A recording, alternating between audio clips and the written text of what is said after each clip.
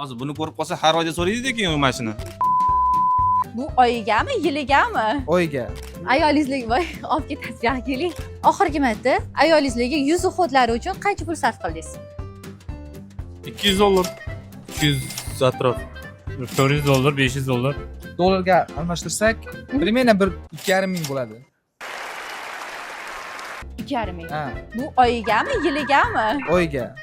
1 million atrofi. 2,5 million ketadi. Voy, men bilmayman, biz limitni karta berib qo'yganman o'zi. Ну, где-то $200. $200. O'zi sarflaydi, biz pul berib qo'yamiz. Erkaklar qancha pul sarf qilishini maslahat berardingiz ayoliga?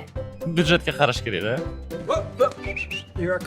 Hozir buni ko'rib qolsa har oyda so'raydi-ku mashina. Ayting, shu so'rasinlar. $200, mayli $300, mayli $500. Erkaklarga nima maslahat bergan bo'lardingiz? Faqat sabr bo'ldi. Bu sovg'amizni ayolingizga berasiz. Rahmat javob uchun ayolingizga. Ha, rahmat. Sog' bo'ling. Rahmat. Ayollar aytinglar-chi, sizlarni turmush o'rtog'inglar uxodli kosmetikalar uchun qancha pul ajratadilar? Izohlarda yozib qoldiringlar.